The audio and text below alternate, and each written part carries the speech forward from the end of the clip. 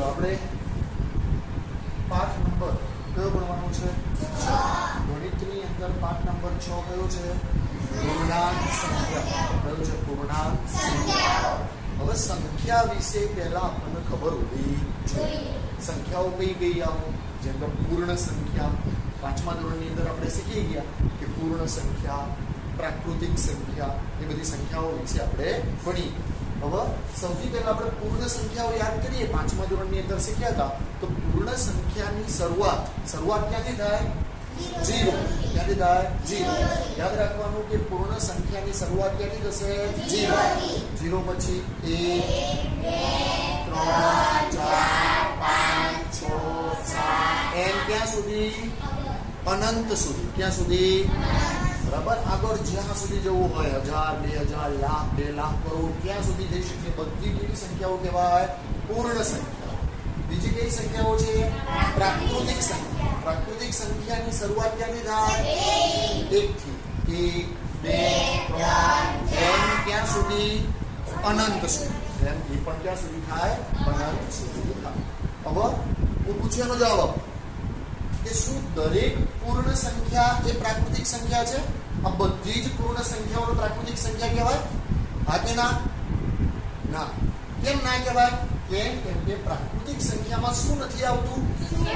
શૂન્ય આવતું નથી. માટે યાદ રાખો કે પૂર્ણ સંખ્યા એ પ્રાકૃતિક સંખ્યા કહેવાય નહીં. પરંતુ શું દરેક પ્રાકૃતિક સંખ્યા પૂર્ણ સંખ્યા કહેવાય? હા કે ના? હા. કેમ કે જો પ્રાકૃતિક સંખ્યાની શરૂઆત ક્યાંથી થાય છે? 1 2 3 4 ક્યાંથી? એટલે એ બધા જ 1 2 3 4 બધા ઉપર છે. બાકી ના? તો યાદ રાખવાનું આ કે દરેક પ્રાકૃતિક સંખ્યા એ પૂર્ણ સંખ્યા છે. બધી જ પ્રાકૃતિક સંખ્યાઓ પૂર્ણ સંખ્યા છે. પરંતુ શું નથી? પૂર્ણ સંખ્યા એ પ્રાકૃતિક સંખ્યા નથી. સમજ પડી ગઈ? એવી જ રીતે આપણે પાઠ નંબર 6 ની અંદર પૂર્ણાંક સંખ્યાઓ વિશે સમજવાનું છે. શેના વિશે? પૂર્ણાંક સંખ્યાઓ. ઓકે. હવે પૂર્ણાંક સંખ્યાઓ યાદ રાખો કે કેટલા પ્રકારની છે? 2 પ્રકાર. કઈ કઈ? એક ધન પૂર્ણાંક અને બીજી છે ઋણ. સમજ પડી કે નહીં? પૂર્ણાંક સંખ્યાઓના કેટલા પ્રકાર છે? 2. કયા કયા 2 પ્રકાર?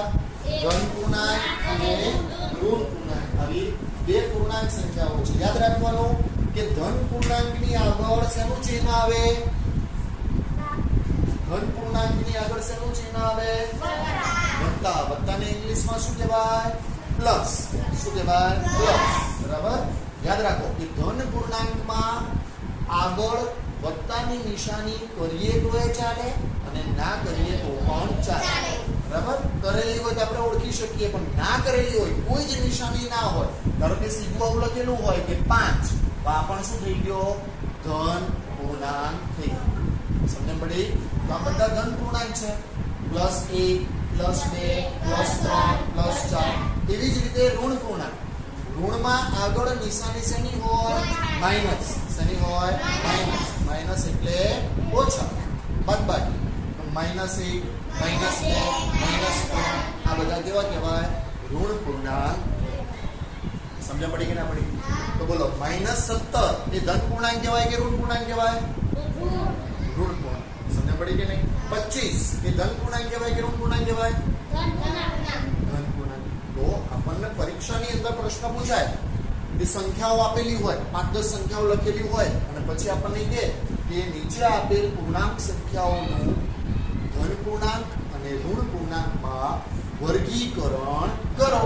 તો આપણે ધન પૂર્ણાંક એક બાજુ લખી શકીએ અને ઋણ પૂર્ણાંક પણ એક બાજુ લખી શકીએ. યાદ રાખવાનું કે ઋણ પૂર્ણાંકમાં ફરજિયાત આપણે આગળ માઇનસનું ચિહ્ન કરવું પડે. ધન પૂર્ણાંકમાં પ્લસ કરીએ તો એ ચાલે, ન કરીએ તો પણ ચાલે. સમજ પડી ગઈ? બોલો ઋણ પૂર્ણાંક અને ધન પૂર્ણાંક. પૂર્ણાંક સંખ્યાના કેટલા પ્રકાર છે? 2. કયા કયા? ધન પૂર્ણાંક અને ઋણ પૂર્ણાંક. બરાબર. પ્રશ્ન બીજો પૂછાઈ શકે, સૌથી નાની પૂર્ણ સંખ્યા કઈ છે? સૌથી નાની પૂર્ણ સંખ્યા કઈ છે? સરસ. 0 સૌથી નાની પૂર્ણ સંખ્યા કઈ છે 0 એ જ પ્રમાણે સૌથી નાની પ્રાકૃતિક સંખ્યા કઈ છે કઈ છે અને સૌથી મોટી પૂછે જવાબ આપી શકીએ આટલામાંથી જવાબ આપી શકીએ કે આમાં કઈ જાય 5 પણ આમ બેસ કરી એટલે અનંત સુધી છે એટલે ચોક્કસ કહી શકાય છેક સુધી આપણે જઈ શકીએ છીએ ઓકે ચલો એવી જ રીતે આપણે બીજું શું ભણવાનું છે સંખ્યા રેખા સૌથી પહેલા આપણે સંખ્યા રેખાને આ સંખ્યા રેખા પટ્ટી આપેલી છે એની મદદ વડે આપણે સમજીએ શું સમજીએ સંખ્યા રેખા જોઈ આ સંખ્યા રેખા છે સંખ્યા રેખાની એક પટ્ટી છે જેમાં બરોબર વચ્ચે બે પટ્ટા દેખાય તમને કયા કયા કલરના છે લાલ અને વાદળી એમાં આ જે લાલ પટ્ટો છે એ તમારી કઈ બાજુ આવે ડાબી બાજુ કે જમણી અને વાદળી પટ્ટો કઈ બાજુ આવે છે જમણી બાજુ આવે છે યાદ રાખવાનું કે તમારી જમણી બાજુ જે આવે એ બધી કેવી સંખ્યાઓ હોય ધન સંખ્યા કેવી સંખ્યાઓ અને તમારી ડાબી બાજુ જે આવે એ કેવી સંખ્યાઓ ઋણ સંખ્યાઓ અથવા તો ઋણ પૂર્ણાંક સંખ્યાઓ હવે બરોબર વચ્ચે અહીંયા શું હશે બોલો તો શૂન્ય શું હશે શૂન્યની આ કઈ બાજુ કહેવાય અને આ શૂન્યની કઈ બાજુ કહેવાય તો પ્રશ્ન પૂછાય આપણને હું તમને પ્રશ્ન પૂછું કે શૂન્યની ડાબી બાજુ કઈ સંખ્યાઓ આવે છે માઈનસ એટલે કે ઋણ પૂર્ણાંક સંખ્યાઓ સમજણ પડી બીજી રીતે પ્રશ્ન પૂછાય કે સંખ્યા રેખાની જમણી બાજુ શૂન્યની જમણી બાજુ કઈ સંખ્યાઓ આવે છે ધન પૂર્ણાંક સંખ્યાઓ સમજણ પડી કે ના પડી બરાબર તો અહીંયા જો 0 પછી આ જે દોરી વડે અહીંયા આપણે લગાવી શકીએ છીએ જે આપણે હમણાં એક પ્રવૃત્તિ કરીશું પ્રવૃત્તિમાં ખબર પડશે આપણને કે અહીંયા 0 થી -1 -2 -3 -4 આ પ્રમાણે આપેલું છે આ બાજુ ધન પૂર્ણાંક સંખ્યાઓ 1 2 3 4 5 એ પ્રમાણે આપેલું છે તો મેં અહીંયા એક સંખ્યા રેખા દોરતો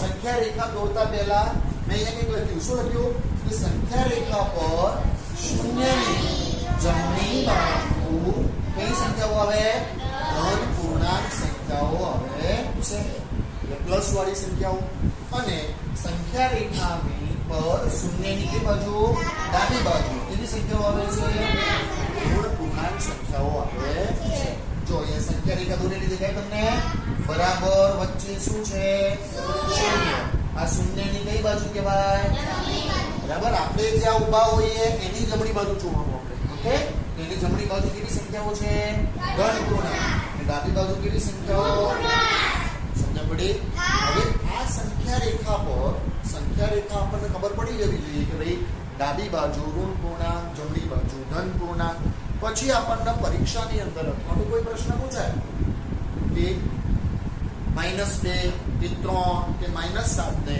સંખ્યા રેખા પર નિરૂપણ કરો સંખ્યા રેખા પર શું કરો નિરૂપણ તો અહીં આપણે એ શીખવાનું છે કે સંખ્યા રેખા પર પૂર્ણાંક સંખ્યાઓનું નિરૂપણ પૂર્ણાંક સંખ્યાઓનું શું કરવાનું છે નિરૂપણ કેવી રીતે કરી શકાય ધારો કે હું તમને ઉદાહરણ આપ્યું કે ઉદાહરણ તરીકે આપણે કહીએ કે -2 અને 5 નું સંખ્યા રેખા પર નિરૂપણ કરો તો સૌથી પહેલા શું કરવાનું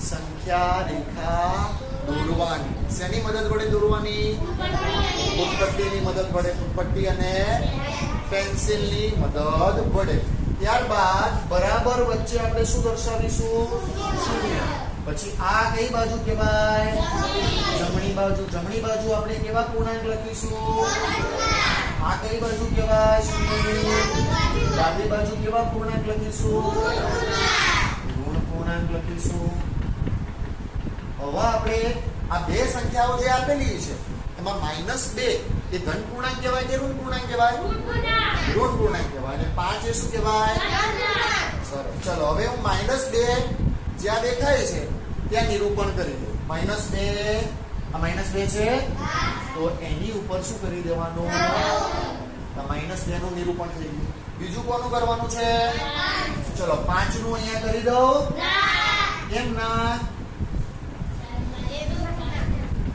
હા, કેમ કે આ શું છે? ઋણ પૂર્ણાંક છે. આ -5 છે. આપણે ધન પૂર્ણાંક કરવાનું છે ને, એટલે 5 અહીંયા આપણે કરવું. સમજણ પડી કે ના પડી? હા કે ના? બરાબર. તો આ પ્રમાણેનો પ્રશ્ન આપણને પૂછાઈ શકે કે કોઈ ચોક્કસ સંખ્યા આપેલી હોય 8, -1, -4 કે 5 નું સંખ્યા રેખા પર નિરૂપણ કરો. તો સૌથી પહેલા આપણે એક સરસ રીતે સંખ્યા રેખા દોરી દેવાની. દોરી લીધા બાદ જમણી બાજુ ડાબી બાજુ ધન પૂર્ણાંક ઋણ પૂર્ણાંક દર્શાવી દેવાના. દર્શાવ્યા બાદ આપણે જે સંખ્યા આપેલી હોય એ સંખ્યા ઉપર શું કરી દેવાનું? રાઉન્ડ કરી. શું કરી દઈશું? પડી ગઈ. ત્યારબાદ સંખ્યા રેખા પર આપણે શું કરવાના છે? સરવાળો. શું કરવાનું? આના માટે આપણે હમણાં એક પ્રવૃત્તિ કરીશું સરસ. કે સરવાળા કરવા માટે શું કરવાનું? તો આપણે અત્યારે યાદ રાખો કે જ્યારે પણ આપણે સરવાળો કરવો હોય ત્યારે કઈ બાજુ ખસવાનું? જમણી બાજુ ખસવાનું. કઈ બાજુ ખસવાનું? જમણી બાજુ. ધારો કે કોઈ એક સંખ્યા આપણને આપેલી છે કે એક સંખ્યા કઈ છે? -5 + 4. એટલે આનો મતલબ શું થયો કે -5 એ ઋણ પૂર્ણાંક છે, એમાં 4 એ ધન પૂર્ણાંક છે. 4 એ શું છે? તો ઋણ પૂર્ણાંકમાં ધન પૂર્ણાંક શું કરવાનો છે? ઉમેરવાનો છે. શું કરવાનો છે? તો સૌથી પહેલા જે -5 દેખાય એની ઉપર શું કરી દઈશું? રાઉન્ડ. પછી 4 શું કરવાના છે? ઉમેરવાના છે કે બાદ કરવાના છે? શું કરવાના છે? ઉમેરવાના છે. તો ઉમેરવાના છે એટલે કઈ બાજુ ખસીશું? કઈ બાજુ? જમણી બાજુ. જમણી બાજુ કેટલા સ્ટેપ ખસવાનું? 4 સ્ટેપ. જુઓ, આ 1, પછી આ 2, પછી આ 3 અને આ 4. 4 સ્ટેપ થઈ ગયા. તો ચોથા સ્ટેપે આપણે ક્યાં પહોંચી ગયા? -1 પર. તો આનો મતલબ શું થયો? માટે -5 માં 4 ઉમેરતા કેટલો જવાબ મળે? Very good. -1. સમજ પડી કે ના પડી? હા કે ના? બરાબર. હવે આની અંદર યાદ રાખો કે -5 અને -1 છે. તમે કહેશો મને આ બંનેમાંથી મોટી કઈ કહેવાય? -5 મોટી કહેવાય કે -1? -1. કેમ? યાદ રાખવાનું. સંખ્યા રેખા પર કઈ બાજુ હોય? જમણી બાજુ. જમણી બાજુ હંમેશા કેવી સંખ્યાઓ હોય? મોટી સંખ્યાઓ હોય. જમણી બાજુ કેવી સંખ્યાઓ હોય? અને જે સંખ્યા કઈ બાજુ હોય? ડાબી બાજુ. એ કેવી સંખ્યાઓ હોય? નાની સંખ્યાઓ. યાદ રાખવું. સમજણ પડી કે ના પડી? ચલો, એવી જ રીતે આપણે સંખ્યા રેખા પર હવે શું કરવી છે? બાદબાકી. જેમ સરવાળો કરવો હતો તો આપણે કઈ બાજુ ખસ્યા હતા? જમણી બાજુ. એમ બાદબાકી કરવી હોય તો કઈ બાજુ ખસવાનું? ડાબી બાજુ ખસીશું. એક ઉદાહરણ મેં લીધું અહીંયા. બોલો, શેમાંથી શું બાદ કરવાનું છે? 3 બાદ કરવાનું. -1 એ ઋણ પૂર્ણાંક છે અને 3 એ શું છે? ધન પૂર્ણાંક. કેમ કે આ તો બાદબાકી કરવાની છે ને આપણે. તો 3 એ ધન પૂર્ણાંક છે. તો પહેલા આપણે -1 ઉપર શું કરીશું? પછી કેટલા સ્ટેપ કઈ બાજુ ખસીશું? ડાબી બાજુ 3 સ્ટેપ. તો ડાબી બાજુ 3 સ્ટેપ ખસીએ. જુઓ, 1, 2, 3. 3 સ્ટેપ આવી ગયા. 1, 2 ને 3. તો શું આવ્યો જવાબ? -4. માટે લખી શકીએ -1 -3 બરાબર -4. બોલો, આવડે હવે આપણને? બોલો, સૌથી નાની પૂર્ણ સંખ્યા કઈ છે? 0. સૌથી નાની પ્રાકૃતિક સંખ્યા કઈ છે? 1 છે. ખબર પડી? સંખ્યા રેખા દોરીએ તો ડાબી બાજુ કઈ સંખ્યાઓ આવે? સંખ્યા રેખા પર ડાબી બાજુ કઈ સંખ્યાઓ આવે? ઋણ પૂર્ણાંક. સંખ્યા રેખા પર શૂન્યની જમણી બાજુ કઈ સંખ્યાઓ આવે? ધન પૂર્ણાંક. કઈ સંખ્યાઓ આવે? ધન પૂર્ણાંક. યાદ રાખવાનું, સંખ્યા રેખા પર જ્યારે સરવાળો કરવાનો હોય ત્યારે કઈ બાજુ ખસવાનું? સરવાળો કરવા માટે જમણી બાજુ. સંખ્યા રેખા પર બાદબાકી કરવાની હોય તો ડાબી બાજુ ખસવું. હવે આપણે એક પ્રવૃત્તિ કરીશું. સંખ્યા રેખા પર સરવાળો અને બાદબાકી કરીએ તો આપણને કેવો જવાબ મળે છે? એ પ્રવૃત્તિ કરતી વખતે ધ્યાન રાખવાનું, યાદ રાખવાનું કે આપણે સરવાળો કરીએ ત્યારે કઈ બાજુ ખસીએ છીએ અને બાદબાકી કરીએ ત્યારે કઈ બાજુ ખસીએ છીએ. ખબર પડી ગઈ?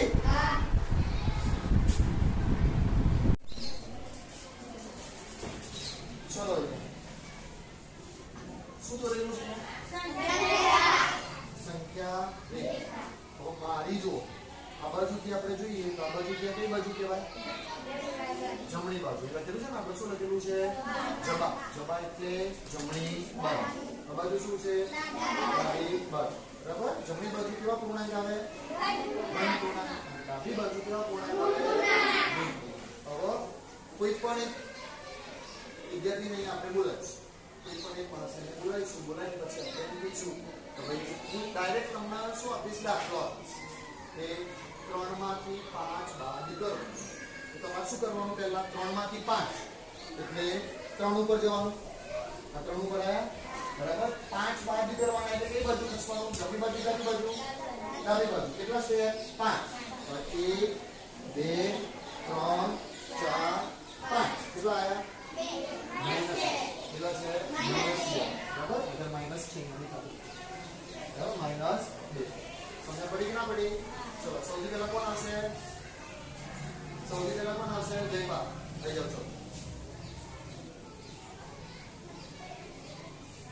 1 માં 3 ઉમેરો. 1 + 3.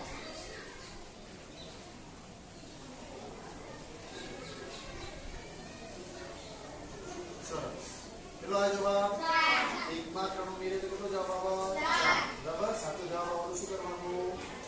ચાલો. ચલો આગળ લઈ જાઓ. -4 માં 7 ઉમેરો. -4 માં 7 ઉમેરવા.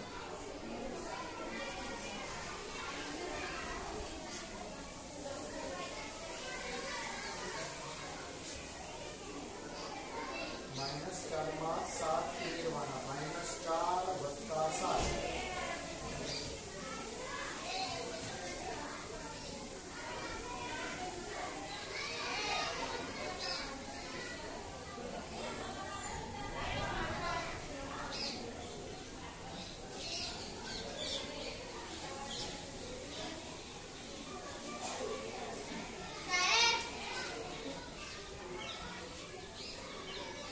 સરસ. સાચો જવાબ છે? કેટલા આયા? 3. બરાબર? ચલો બીજે 1 માંથી 5 બાદ કરો. 1 માંથી 5 બાદ કરવાના. 1 - 5. 1 કીધું બેટા 1. 1 એટલે ધન પૂર્ણાંક કે ઋણ પૂર્ણાંક? ધન પૂર્ણાંક. 1 ઉપર બરો. એમાંથી 5 બાદ કરો.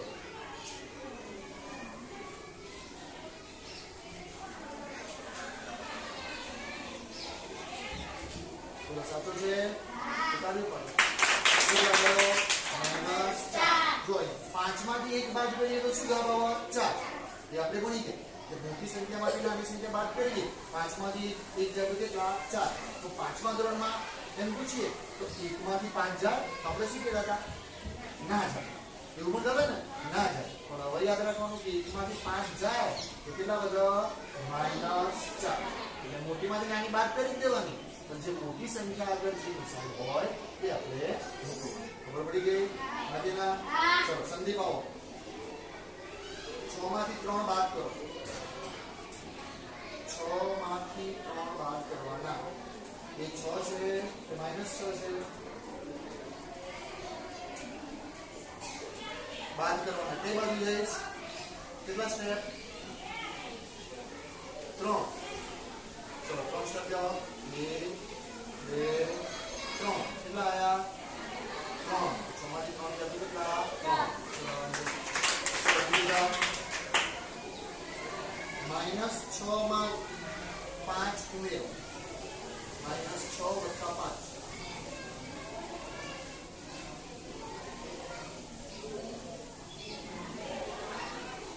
સાચું છે? ચલો ત્યારબાદ આરતી. 0 માંથી 7 બાદ કરો. 0 માંથી 7 બાદ કરો. 0 - 7.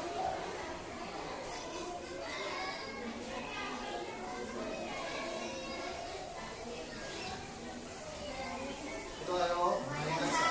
જો અત્યારે આપણે કેમ કે 7 માંથી 0 જાય તો કેટલા બધા? 7. તો 0 માંથી 7 જાય તો કેટલા? -7. ચલો બોલી. -4 માં 4 ઉમેરો.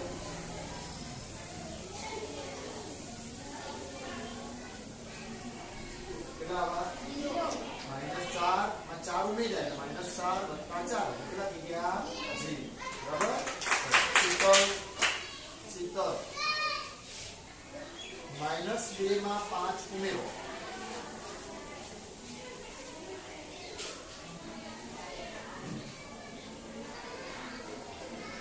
સરસ.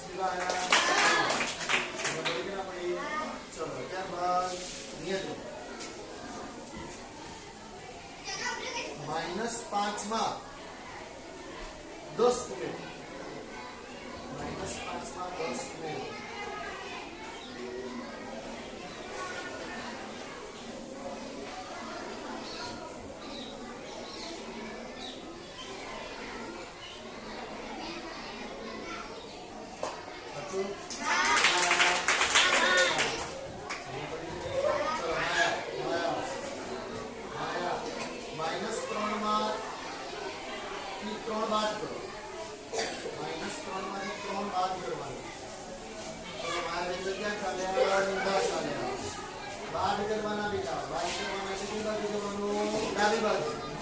-3 ઉપર જાઓ પેલા -3 ક્યાં છે? હા, ત્યાંથી 3 પગલા કઈ બાજુ? ડાબી બાજુ જાઓ. હા,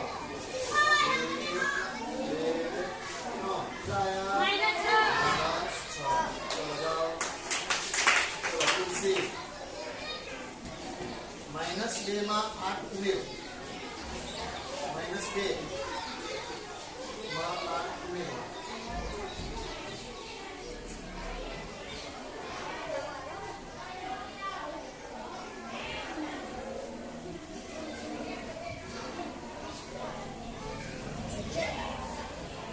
चलो जवाब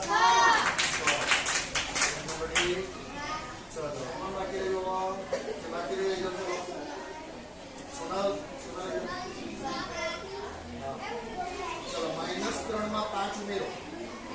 -3 ક્યાં છે બેટા? હા, -3 માં 5 ઉમેરવાના.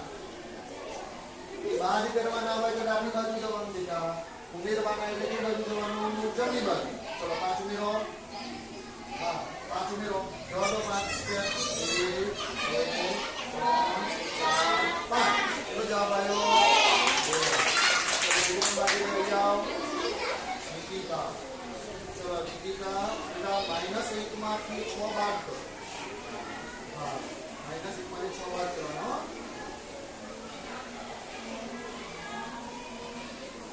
ચલો બાકી રહ્યો. અંજલિ -3 માં 8 ઉમેરો. -3 માં 8 ઉમેરવાના.